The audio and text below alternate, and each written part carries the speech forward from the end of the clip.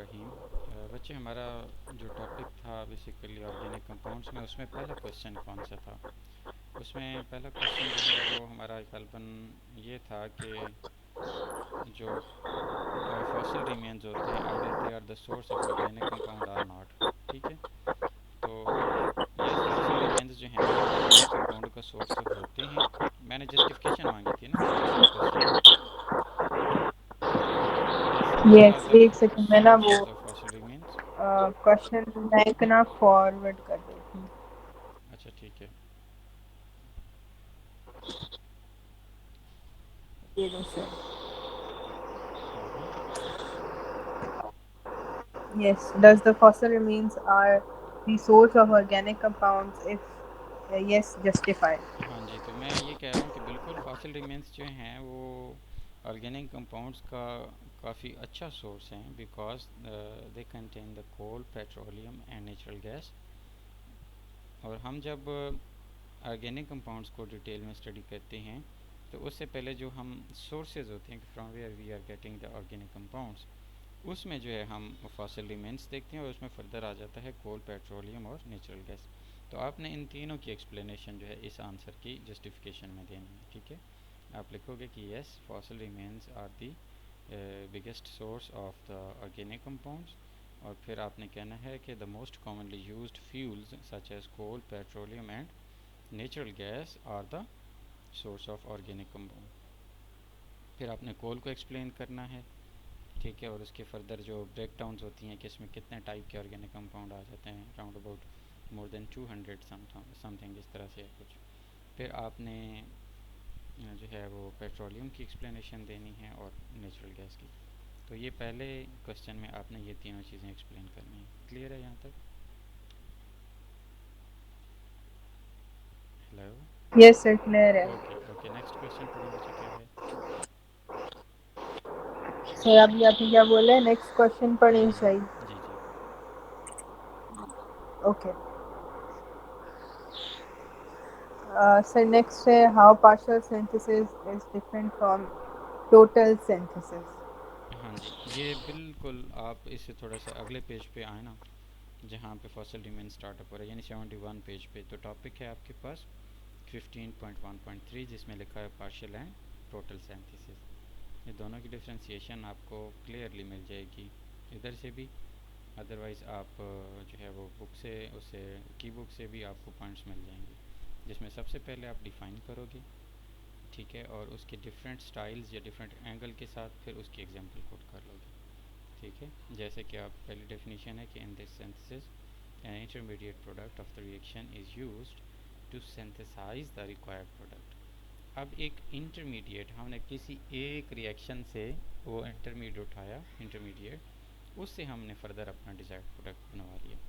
ठीक है, जबकि जो टोटल सिंथेसिस होती है ये तो स्टेप वाइज प्रोसेस, मतलब कंटिन्यूस प्रोसेस है। ऐसा नहीं होता कि हम उसमें से कोई मतलब क्या कहें उसको, कोई इंटरमीडिएट प्रोडक्ट लें और फिर उसको फर्दर सिंथेसिस के लिए यूज़ करें ना। बट इन दिस प्रोसेस क्या होगा कि हम कहेंगे बड़े क्लियर तरीके से आपका स्ट्रेटली जो है वो एक जगह से दूसरी जगह जो है वो सिंथेसिस का जो प्रोसेस है वो कंटिन्यूस स्टेप्स में होगा, without any getting delayed the process of synthesis जो होगा। तो इसका मतलब पार्शियल और टोटल की आपने डेफिनेशन देनी है। बायोमोलिक्यूल्स जो होते हैं वो जब किसी रिएजेंट के साथ ट्रीट करते हैं, टारगेटेड ड्रग्स और इस तरह से, तो उनका यानी कि रिएक्शन जो है ये एज एन एग्जांपल के तौर पर आप कोट कर सकते हैं। या इसके अलावा आपने ये भी पढ़ा होगा कि प्रिपरेशन ऑफ वेजिटेबल घी जो है ना फ्रॉम द वेजिटेबल ऑयल, जो है ये भी एक प्रोसेस होता है जिसमें पार्शियल सिंथेसिस होती है।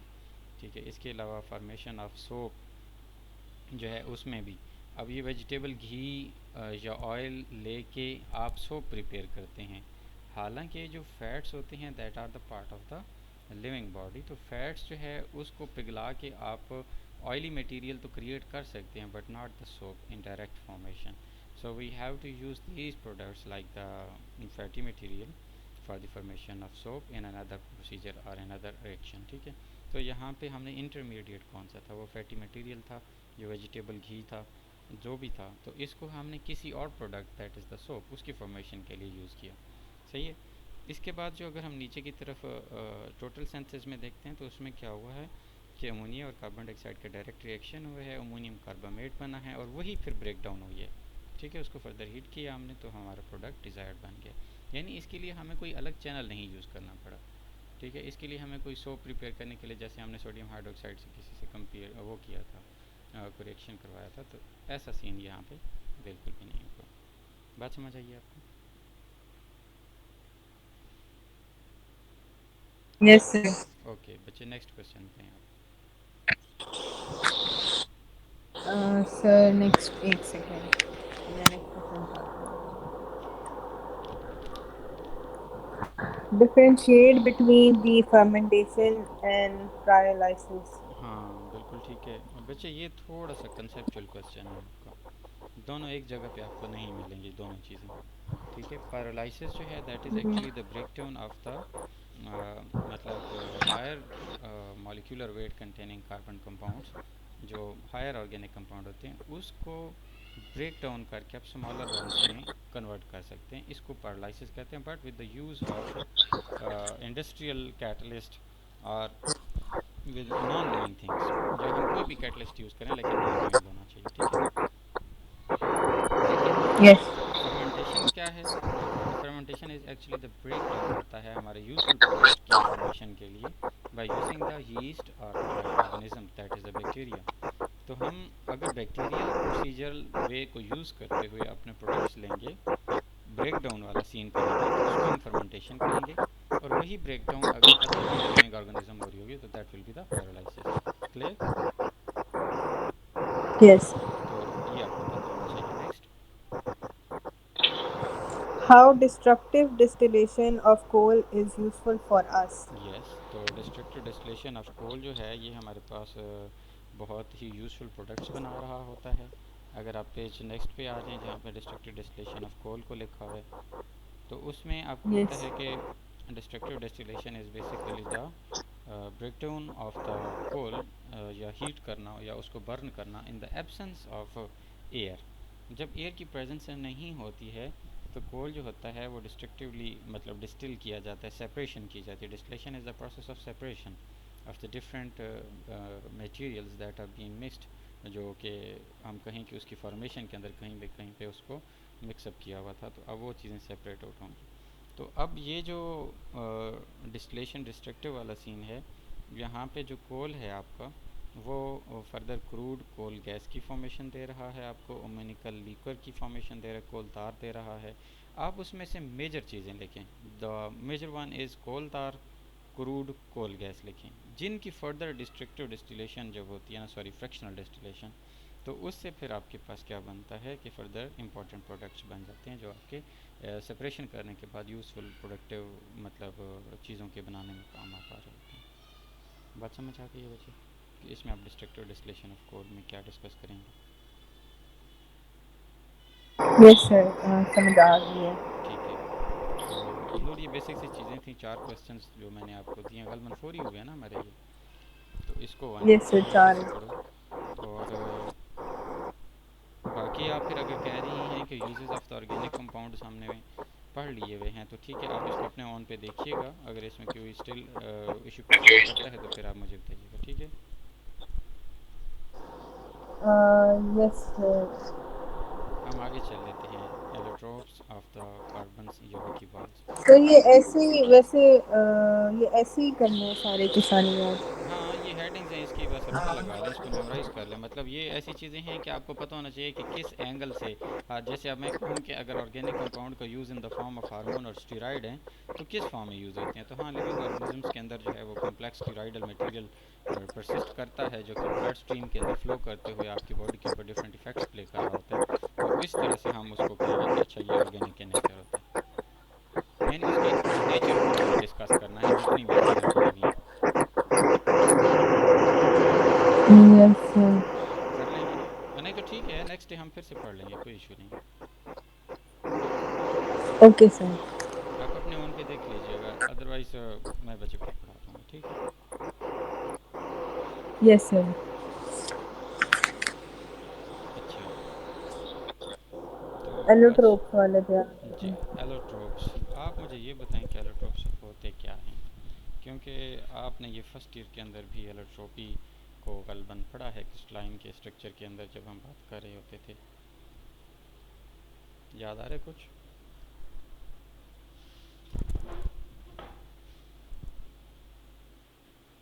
हैं?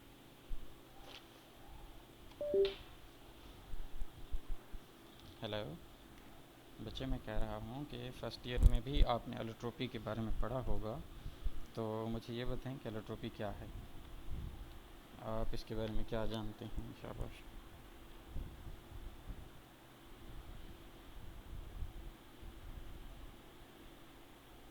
बच्चे मेरी आवाज़ आ रही है आपको? और आपका माइक म्यूट है।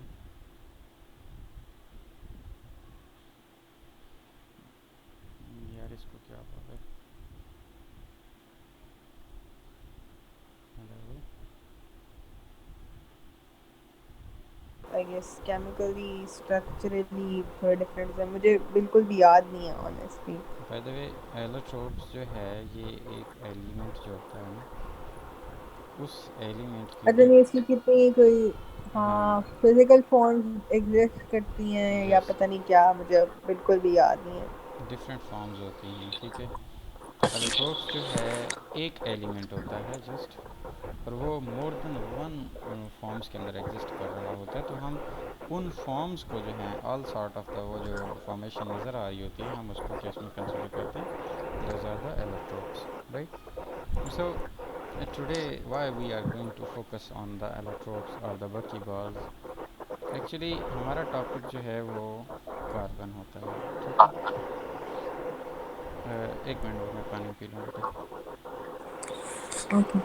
क्या होते हैं ना, तो कार्बन को चूँकि हम इस ऑर्गेनिक केमिस्ट्री के अंदर पढ़ेंगे कार्बन को, तो कार्बन की जितनी भी फॉर्मेशन है ना, फॉर्म्स, उनको पढ़ना अखलाकी तौर पर हमारे लिए एक फ़र्ज सा बन जाता है, ठीक है। तो उसमें जो मोस्ट इम्पॉर्टेंट फॉर्म है सबसे पहले कार्बन की, वो है बकी बॉल्स। क्या है फॉर्मेशन? बकी balls. They are named so because they look like the balls, या फुटबॉल की तरह ये दिखते थे। और उसके बाद ये जो था ना, एक scientist, that was the person जिसको मैं कहूँ कि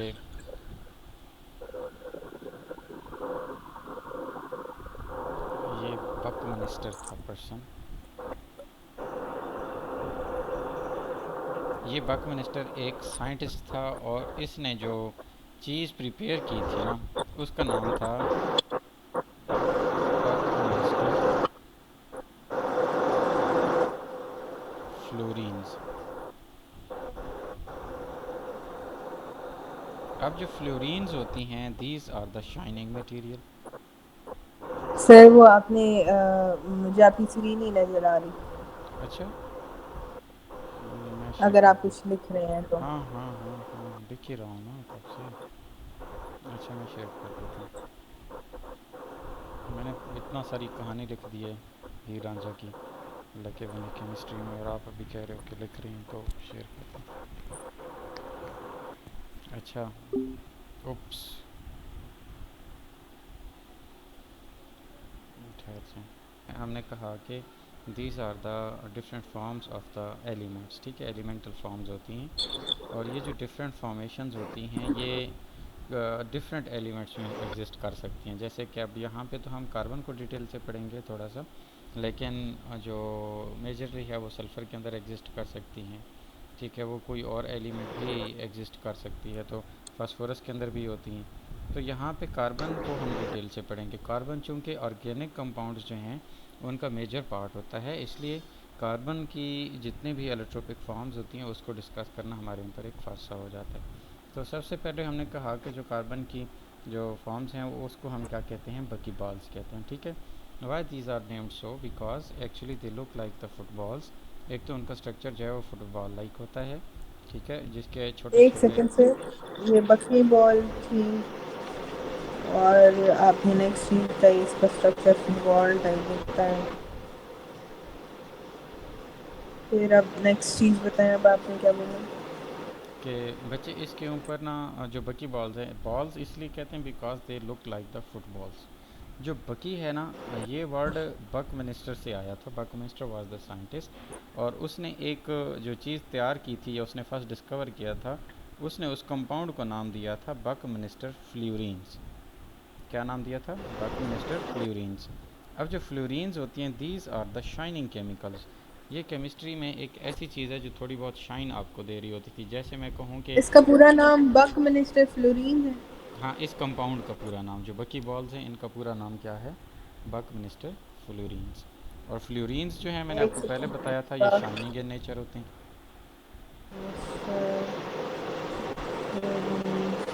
और फ्लोरीन होती है उसकी शाइनी नेचर। फिर फ्लोरीन्स क्या होती हैं? ये जो कंपाउंड था, ये बक मिनिस्टर फ्लोरीन्स था। साइंटिस्ट का नाम जो था वो एक बेसिकली आर्किटेक्चर टाइप था, तो उसने जो है ना, जिसका नाम बक मिनिस्टर था, उसने फ्लोरीन्स कंपाउंड को डिस्कवर किया था। और ये एक शाइनिंग सा मटेरियल होता है। हम फ्लोरीन्स की केमिस्ट्री को नहीं डील करेंगे, क्योंकि वो बिल्कुल एक अलग कंप्यूटेशनल केमिस्ट्री का ऐसा फील्ड आ जाता है जिसमें हम इसकी मतलब साइंटिफिक रीजंस पढ़ते हैं। इसके अंदर एक्साइटमेंट ऑफ इलेक्ट्रॉन्स पे डील करते हैं कि वाई दीज कंपाउंड्स आर, यानी कि आप कहें कि शाइनिंग इन नेचर होते हैं जबकि दूसरे नहीं होते हैं। ऐसा बिल्कुल भी नहीं है कि कोई प्लास्टिक की फॉर्म में शाइन करते हैं, बल्कि इसका मतलब ऐसे है जैसे किसी एलईडी लाइट के अंदर ये शाइन देते हैं when they are under the specified conditions. ठीक है, तो वो एक अलग केस हो जाता है। लेकिन चूंकि ये कार्बन की ही एक ब्रांच है या कार्बन नेचर के ही कंपाउंड्स होते हैं, इसलिए हम इनको डिटेल से पढ़ते हैं। अच्छा, ये जो बकी बॉल्स होते हैं ना, ये बेसिकली इस तरह के पैचेस जो मैंने आपको इधर साइड पे ड्रॉ करके दिए, इस तरह के पैचेस से हमें बने होते हैं। ये जो पैचेस हैं ना, ये फुटबॉल के अंदर एग्जिस्ट करते हुए नज़र आते हैं। और ये पैचेस जो है, ये पेंटागन की फॉर्मेशन में भी हो सकते हैं, जिसमें 1 कॉर्नर, 2 कॉर्नर, 3 कॉर्नर, 4 एंड 5। या दूसरा अल्टरनेटिव क्या हो सकता है? This could be the hexagons as well. यानी मैं यहाँ पे लिख लेता हूँ पेंटागन और हेक्सागोनल नेचर। सर मतलब जब ये ज्वाइंट होंगे तो फिर कैसे होंगे? बच्चे, इस तरह के पैचेस बनते हुए एक फुटबॉलर, जैसे फुटबॉल होती है ना 3 डायमेंशनल रिंग में, तो बिल्कुल वैसा स्ट्रक्चर बना लेंगे। ठीक है, यानी मैं यूं कह रहा सर हूँ, देखें आपके पास ये एक पैच है ना, इस तरह वाला, तो ये किसी एक और इसी 5 वाले पैच के साथ यूं जुड़ेगा। ठीक है, और इसके बाद हो सकता है ये आगे 6 वाले के साथ मतलब यूं यूं इस तरह से कोलैबोरेट करे, और कोलैबोरेशन के साथ ये फिर इसके साथ ये करते हुए पूरा एक 3 डायमेंशनल फुटबॉल लाइक स्ट्रक्चर बना लेगा, और उसको हम बकी बॉल कंसिडर करेंगे। ठीक है, और ये क्या होते हैं? These are the semiconductors, जो मैंने आपको बताया पीछे, कि ये क्या करते हैं? शाइन्स देते हैं। मतलब अगर इसको किसी इलेक्ट्रिक फील्ड के अंदर रखा जाए या इलेक्ट्रिक फील्ड इम्प्लीमेंट किया जाए by applying the high voltage on the two different ends of that semi conductor, यानी अगर मैं कहूँ कि दरमियान में ये सेमी कंडक्टर का पीस है इस साइड पे, और इस साइड पे आप क्या करते हैं, कोई एक हैवी सी वोल्टेज अप्लाई कर देते हैं, तो मुमकिन है कि ये थोड़ा बहुत शाइन दे आपको, जैसे कि आपकी ग्लो जो है किसी एलईडी के अंदर होती है, या किसी भी ऐसे बल्ब के अंदर जो आजकल लेटेस्ट टेक्नोलॉजी में आपके सामने नज़र आ रहे होते हैं। तो ये सेमीकंडक्टर होते हैं, और ये इसकी जो लेंथ या मोटापा होता है, ये बुक से हट के बता रहा हूँ, ये माइक्रोमीटर्स में होता है। यानी कि 0.1 माइक्रोमीटर की अगर आप प्लास्टिक से इसकी शीट ले लें सेमीकंडक्टर की, तो तब ये शाइन करेगी। ज़रूरी नहीं है कि आप इसका को हार्ड सा पीस ले लें, उसके इर्द गिर्द जो आप वोल्टेज अप्लाई करें, कहें कि इसको शाइन करना चाहिए, नो। तो वो एक अंडर स्पेसिफाइड कंडीशंस होगा, याद रहेगा। सेकेंडली, एक तो ये सेमीकंडक्टर के तौर पर यूज़ होते हैं, दूसरे जो यूज़ होते हैं लुब्रिकेंट्स के तौर पर।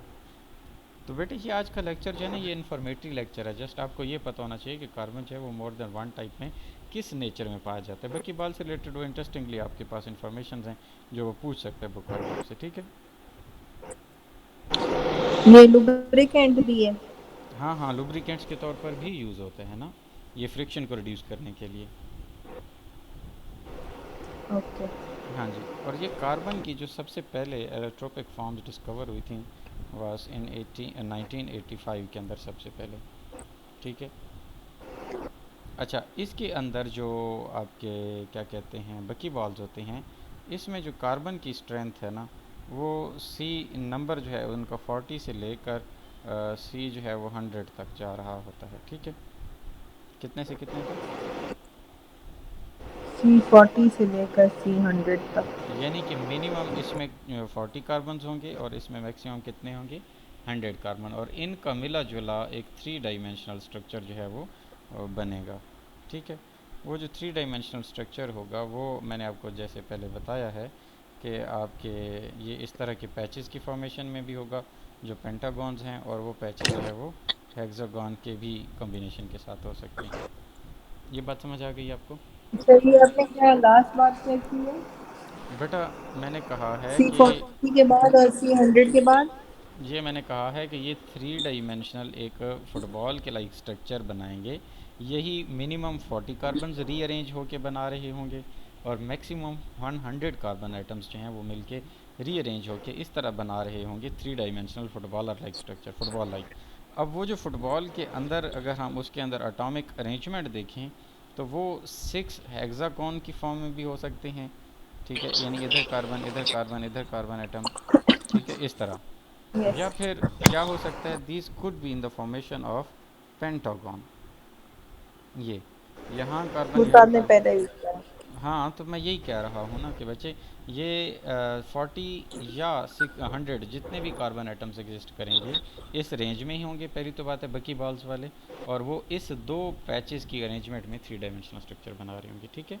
और ये जो कार्बन की अरेंजमेंट होती है ना, ये अंदर से खाली होगी, जैसे फुटबॉल खाली होता है, बिल्कुल हालो फिर नेचर आवाज का। नहीं आ रही बिल्कुल। अभी शायद आप यही बताना चाह रही थी कि फुटबॉल की तरह शायद अब जी बच्चे, रोबोटिक मैं कह होगी रहा था, आवाज। मैं बेटा कह रहा था कि ये ना हॉलो नेचर के होते हैं, यानी ऐसा नहीं रोबोटिक होता। है सर, आवाज नहीं आ रही। अभी आप ना बोले कुछ अच्छा अच्छा, मैं लेक्चर रुकूँ। के रिगार्डिंग।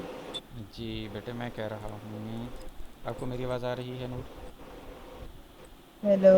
हेलो। सर अभी मुझे आपकी आवाज एम आई रोबोटिक की लाउड आ एंड रही थी, क्लियर? अब पता नहीं, अब तो अभी आ भी क्लियर नहीं हुई है रही। आवाज़?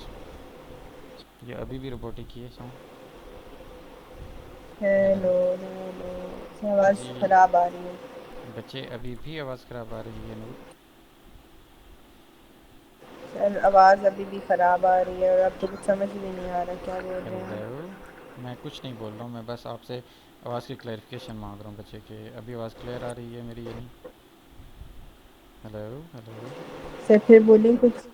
बच्चे, मैं कह रहा हूँ कि मुझे, मैंने कोई लेक्चर को आगे कंटिन्यू नहीं किया, मुझे ये बताएं कि आवाज़ आपको क्लियर मेरी आ रही है?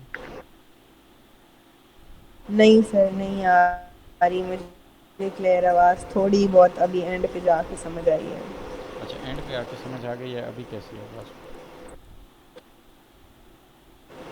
होपफुली कि अब क्लियर हेलो आ रही है। हेलो हेलो नहीं हेलो आ रही? हेलो। हेलो। Okay okay. जी। अच्छा, मेरे इसने 4200 लिखा हुआ है, एक सॉरी, सेकंड। 4200, 4200 ही है बेटा, 4200 ही होना चाहिए। मैं वैसे हाँ। पता नहीं मेरे जहन में क्या गुजरा है कि मैंने इसको 60 लिखा हुआ था। ये ओ 100, सॉरी। हाँ 100 ही है। कहने का मकसद ये था कि ओवरऑल जो फुटबॉल टाइप पूरा स्ट्रक्चर होगा उसके अंदर ये स्ट्रेंथ होगी, ठीक है। अच्छा, इसने लिखा है कि जो सिंपलेस्ट है ना उसके अंदर गालबन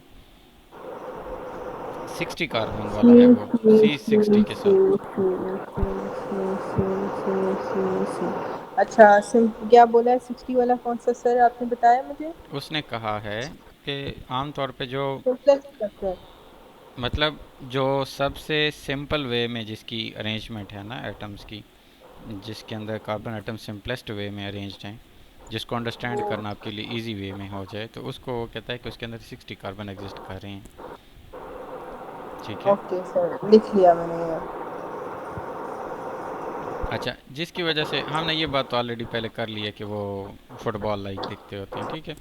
और ये पेंटागन, ये हेक्सागन, तो ये सारा ओवरऑल मैं एक छोटा सा रिव्यू दे देता हूँ अब मैं दोबारा से बोल के, होपफुली कि आपको ये जो मैंने मीटिंग के अंदर डिस्टरबेंस क्रिएट किए उसको कंपाइल अप कर लूँ दोबारा से, ठीक है। एक शॉर्ट सा व्यू है, रिव्यू है। हमने कहा था बेटा कि एलोट्रोप्स जो होते हैं ये एलिमेंट्स होते हैं जो डिफरेंट फॉर्म के होते हैं, ठीक है। हमने फिर कहा कि कार्बन के एलोट्रोप्स होते हैं, चूंकि कार्बन एक ऑर्गेनिक कंपाउंड है, तो उसके जो एलोट्रोप्स होंगे तो लाजमी बात है हम उसको भी स्टडी करना हमारे लिए ज़रूरी हो जाता है, फिर हमने ये कहा कि आपके पास जो बकी बॉल्स होती हैं ये कार्बन के ऐसे एलोट्रोप्स होते हैं जो सबसे पहले एक तरह से साइंटिस्ट ने डिस्कवर आउट किए थे, और ये फ्लोरीन्स की डेरिवेटिव्स होते हैं। ठीक है, ये बकमिनिस्टर फ्लोरीन एक ऐसा कंपाउंड था जो कि बकमिनिस्टर ने ही बनाया था बेसिकली। फ्लोरीन्स एक शाइनिंग से मटेरियल वाले ऑर्गेनिक कंपाउंड होते हैं। तो इसकी जब फर्दर डिटेल्स की स्टडी की गई कि why they are named so as the bucky balls, because of the football like appearance जो है इनकी थी, फुटबॉल लाइक। और दूसरा जो था ना, ये बक मिनिस्टर के बनाए हुए थे। सेकेंडली हमने ये भी पढ़ा कि ये हेक्सागोनल स्ट्रक्चर भी रखते थे, ठीक है, और पेंटागोनल पैच की फॉर्मेशन से भी ये बन पा रहे होते थे। और ये नेचर वाइज क्या थे भाई, ये नेचर वाइज सेमी कंडक्टर के तौर पर भी एग्जिस्ट कर रहे थे। दूसरा, इनका यूज़ एज अ लुब्रिकेंट के तौर पर भी हो रहा था। तो ये जो दो मेजरली इसके आप कहें कि फंक्शंस होते हैं एक हायर लेवल पर। फिर हमने कहा कि जब ये एक फुटबॉल लाइक स्ट्रक्चर बनाएंगे तो ये एक हालो सा स्ट्रक्चर क्रिएट करेंगे, और वो जो होगा वो 3 डायमेंशनल होगा जैसे फुटबॉल होती है। 1985 के अंदर सबसे पहले जो है इसके एलोट्रोप्स को डिस्कवरी हुई थी, जिसमें कार्बन की तादाद जो थी वो 40 से लेकर 100 तक एग्जिस्ट कर रही थी। ये बात समझ आ गई? यस अच्छा नूर, अभी तक जो मैं बोला हूँ इसमें कोई इंटरप्शन हुई है?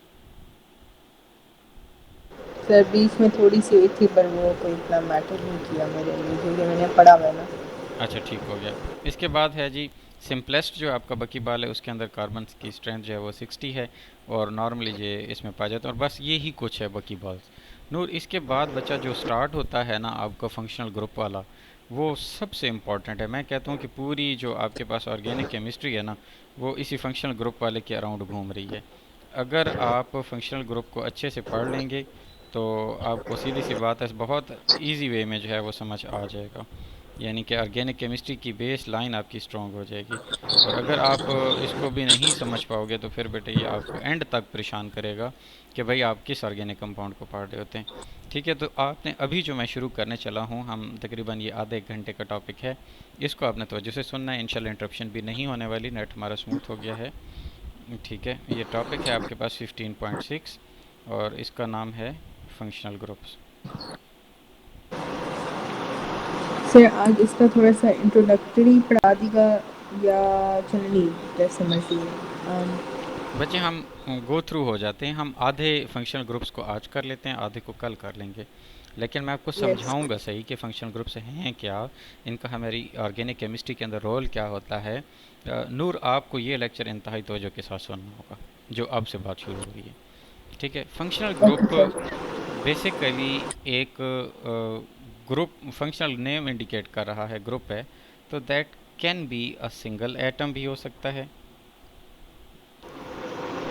सिंगल एटम, या फिर एट मेजरली जो अगर हम देखें तो ये ग्रुप ऑफ एटम्स भी हो सकता है।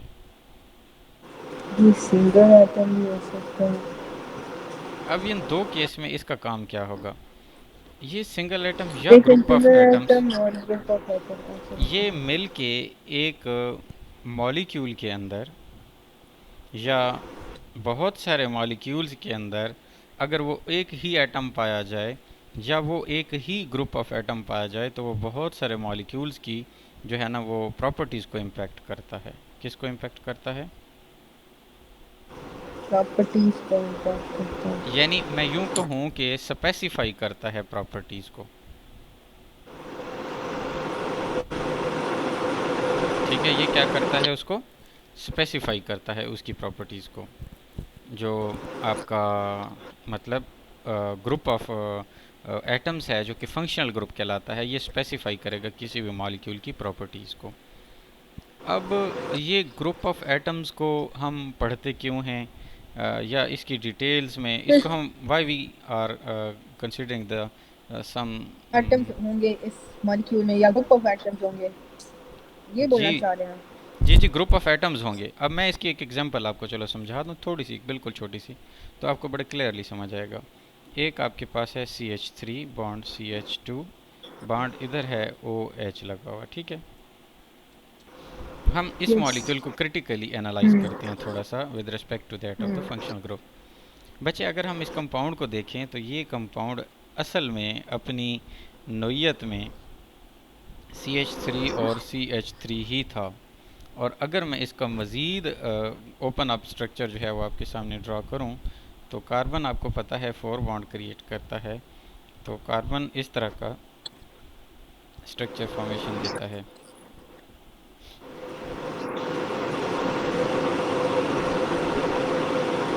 ये बात समझ आ रही है आपको? यानी कि इसके जो बिल्कुल। 3 साइड हैं वो हाइड्रोजन एटम के साथ हैं, और ये 3 साइड भी हाइड्रोजन एटम के साथ हैं, while one side of the both carbon atom is interconnected with each other. बच्चे अब होता क्या है, हमने यहाँ से एक हाइड्रोजन को रिमूव किया।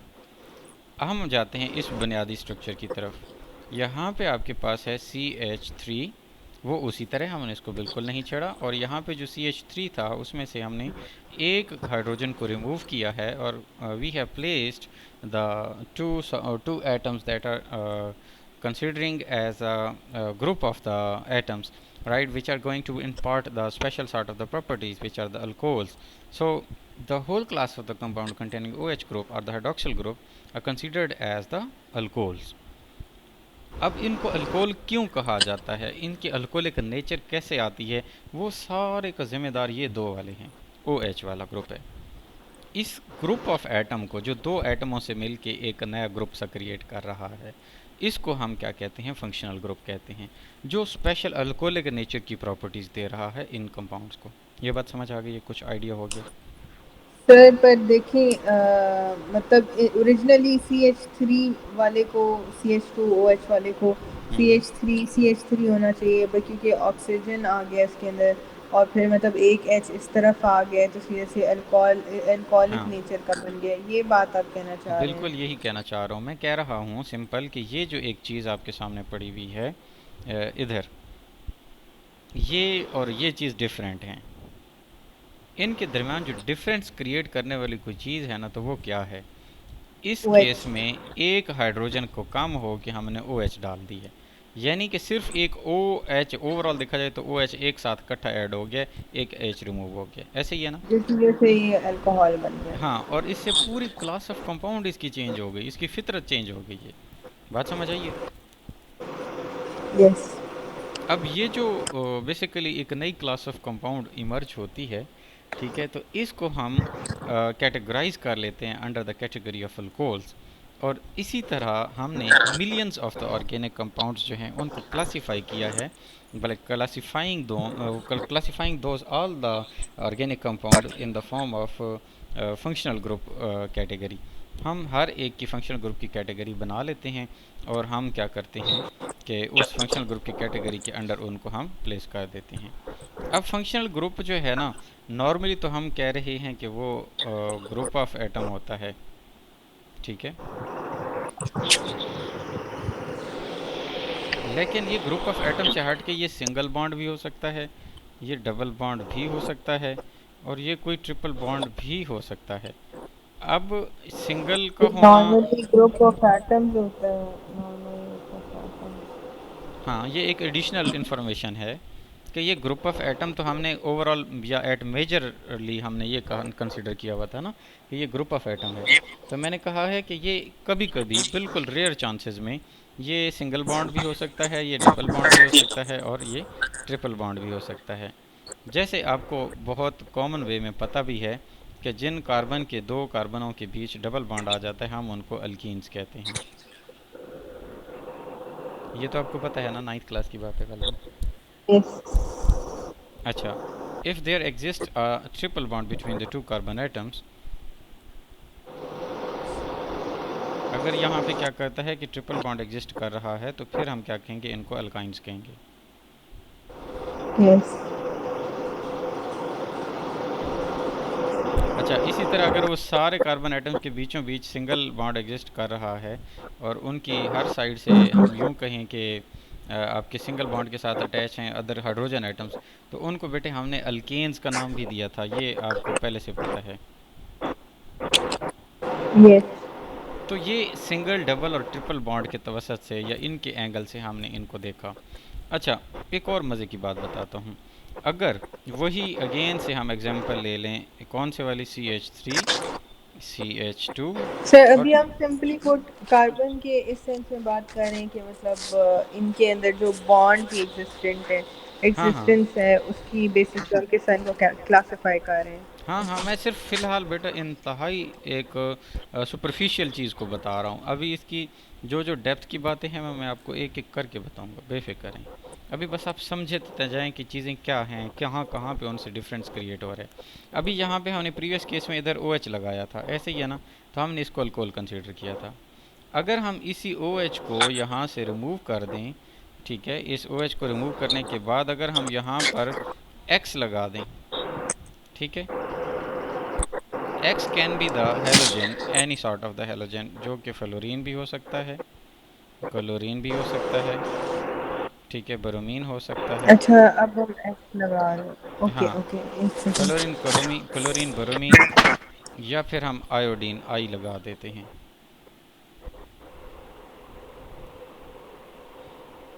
तो ये आपके पास जो फोर कंपाउंड आपके पास मतलब मैंने नए एलिमेंट्स अरेंज करिए, इसमें इसको जनरली हम एक्स या हेलोजेंस कह रहे होते हैं। तो इनको अब क्लास ऑफ कंपाउंड का नाम होता है अल्काइल हैलाइड्स। फिर आपकी आवाज़ कट गई थी, अभी लास्ट चीज़ अभी क्या बोली? बच्चे, मैं कह रहा हूँ कि ऐसी क्लास ऑफ कंपाउंड जिसमें हम OH की जगह इधर वही सारी चीज़ के साथ हम X लगा देते हैं ना इधर, तो इस क्लास ऑफ कंपाउंड को हम कहते हैं अल्काइल हैलाइड्स। OH वालों को क्या कहते थे? अल्कोहल्स। हम्म। देखो तो अब हमें थोड़ा सा आइडिया हो रहा है ना कि नई नई इनकी जो है वो कैटेगरीज बन रही हैं।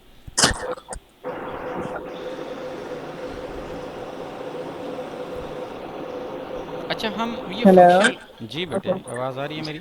मैं कह रहा हूँ कि यस। ईच फंक्शनल ग्रुप जो है आपके पास, हम उसको करेक्टराइज तो कर रहे हैं या डिफरेंट क्लासेस तो बना रहे हैं, ठीक है। ये जो फंक्शनल ग्रुप का कंसेप्ट है, ये केमिस्ट्री में इतना अहम क्यों है? उसकी कोई रीज़न होनी चाहिए ना। आखिर why we are going to deeply study about the functional groups. सबसे जो पहली इंफॉर्मेशन है कि हमारे लिए नेम करना आसान हो जाता है।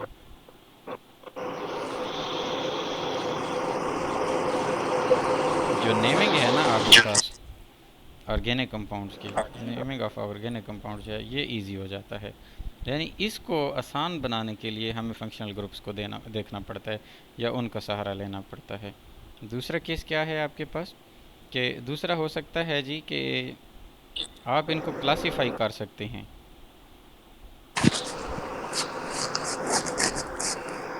Into different classes. हम्म। जैसे मैंने आपको अभी थोड़ी देर पहले बताया कि कुछ अल्काइल हैलाइड्स हैं, कुछ अल्कोहल्स हैं। एक तीसरी रीज़न भी होती है कि हम इनको फंक्शनल ग्रुप के अंदर जो है वो रखने के लिए हमारे पास क्या यानी कि फ़ायदा हो सकता है, हम इनकी रिएक्टिविटी के बारे में गैस दे सकते हैं, ठीक है। रिएक्टिविटी भी आ गई। ओके। हाँ, रिएक्टिविटी का गैस या नेचर जो है वो हम इधर से दे सकते हैं। नूर, अब हर आते दिन आपके लेक्चर जो हैं वो काफ़ी अहम होते जाएंगे। अब हम ये जो ऑर्गेनिक कंपाउंड की जो बिल्कुल आज आपका एक इंट्रोडक्टरी सा लेक्चर था, मतलब आज कल जितने भी हमारे चल रहे थे पिछले, ये उनकी बेस बना एक रहा है। सेकेंड। जी जी।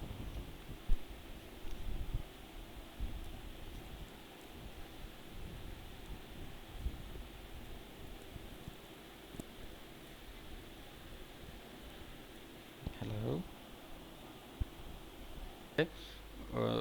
मैं दोबारा से आपको ये बता रहा हूँ, ज़रा एक थोड़ा सा ओवरव्यू भी हो जाएगा हमारा।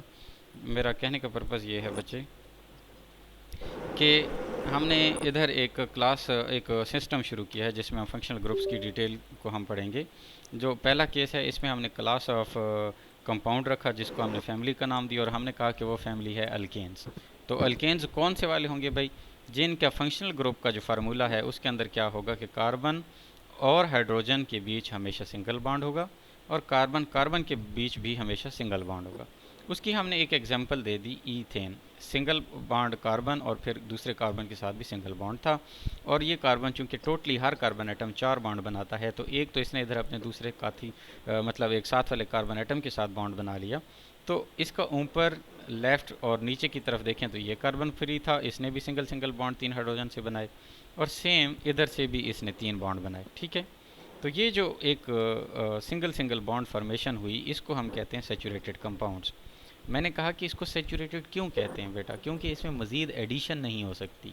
अगर हम इसमें कोई चीज़ ऐड करना चाहेंगे तो हमें पहले इस वाले या किसी भी एक हाइड्रोजन को हटा के फिर कुछ ऐड कर सकते हैं हम। जब हम किसी की रिप्लेसमेंट करते हैं तो इस प्रोसेस को कहते हैं सब्स्टिट्यूशन। सब्स्टिट्यूट किया हमने किसी चीज़ को। जब हम सब्स्टिट्यूशन तो अल्केन्स जो हैं ये सब्स्टिट्यूशन रिएक्शन देंगे आपके पास, जबकि एडिशन रिएक्शन नहीं देंगे। और एडिशन कौन देगा? एडिशन सिर्फ वो चीज़ देगा जिसके अंदर डबल बॉन्ड होगा, जिसमें सिर्फ एक बॉन्ड तो हम ब्रेक करेंगे, दूसरा बॉन्ड पड़ा रहेगा। यानी एक जगह पर हम ऐड कर लेंगे तो वो मुकम्मल तौर पर रिप्लेस तो नहीं हुआ ना, बल्कि वो 2 कार्बन एटम्स भी रहे हैं। इधर क्या केस था कि इधर हमने हाइड्रोजन को निकाल दिया था, यानी इस हाइड्रोजन या इस एटम को हमने प्योरली सेपरेट कर लिया था। कुछ आइडिया समझ आया बेटा कि अल्केन्स क्या हैं और इनके दरमियान? यस सर, थोड़ा बहुत समझ आ रहा है।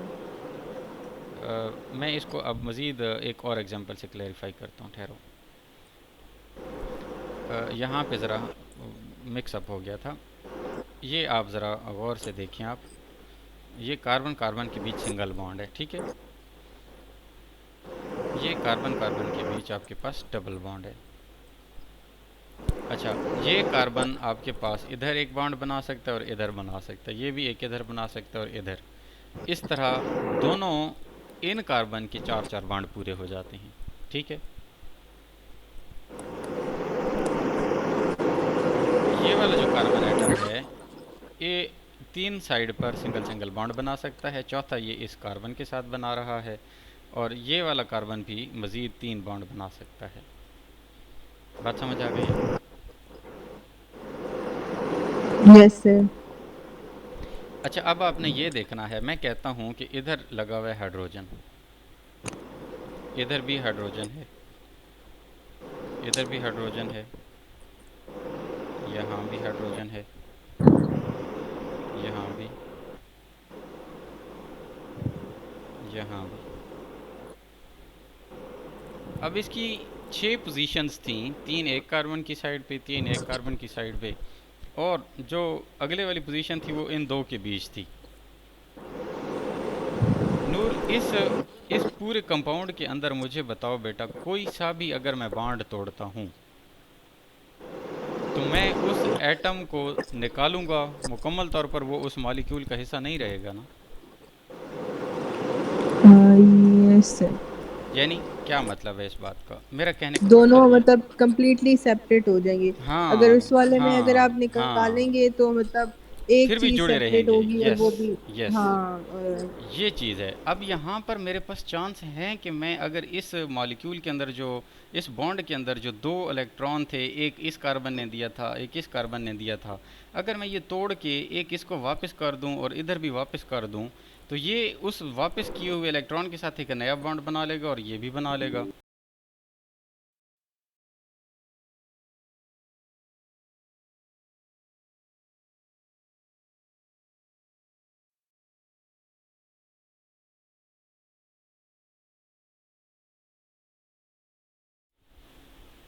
Hello,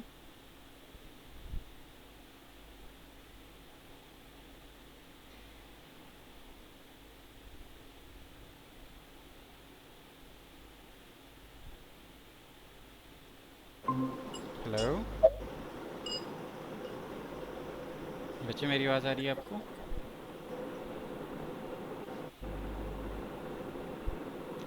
hello. Hello sir. Yes. अच्छा, तो मैं आपको ये कुछ चीज़ें बता रहा था बेटा कि अगर हम इन 2 के, वो उनके दरमियान मुकम्मल तौर पर सेपरेशन हो जाएगी, ठीक है, और इधर जो है वो आपके पास कंप्लीट सेपरेशन नहीं होती है, यानी इनके दरमियान फिर भी लिंक रहेगा। तो इस केस में एडिशन पॉसिबल है, मतलब उनको तोड़े बगैर हम कुछ ऐड कर सकते हैं। बात समझ आइए? यस। तो इस तरह के प्रोसेस को हम कहेंगे एडिशन है, ये एडिशन। और जो इधर वाला था, इस केस में हम क्या कहेंगे कि इसमें जो चांसेस हैं वो सब्स्टिट्यूशन के हैं। ओके। क्यों सब्स्टिट्यूशन क्या? क्योंकि इसमें एक को रिप्लेस करेंगे किसी दूसरे एलिमेंट के साथ। बात सर समझे? अब एक सेकंड यहाँ पे रुकें। हम्म। मतलब अब जैसे अच्छा, इसके बाद जो वो जो हमने ट्रिपल इस तरह वाला एंगल्स के साथ हमने बनाया हुआ था, अब उसके अंदर दूसरा जो कंपाउंड है वो है आपके पास अल्कीन। सर आज के लिए इतना सही है क्योंकि मैं कंफ्यूज हो रही हूँ, ऑलरेडी काफ़ी चीज़ें हमने करनी है। अच्छा चलें, ठीक है, हम फंक्शनल ग्रुप की डिटेल बाद में देख लेते हैं, ठीक है। Yes sir. तो यहाँ तक आपको होपफुली क्लियर होगा। बच्चे आप पढ़ेंगे तो चीज़ें आसान हो जाएंगी। हमने कुछ ज़्यादा पढ़ा नहीं है, टाइम ज़्यादा लग गया हमारा। इंशाल्लाह कल से ये इशू भी रिजॉल्व हो जाएगा, ठीक है। और उससे यस काफ़ी सर। बेहतर आवाज़ हो गई होगी अब बेटे, आपने देखा होगा मेरे ख्याल से। Yes sir. ठीक है बच्चे, गुड लक, ख्याल रखें अपना। और सर ये बस अपलोड कर दीजिएगा, मैं मैं अभी फिर भेज देख देता लूँ। मैं भेज देता हूँ, ठीक है। Okay sir.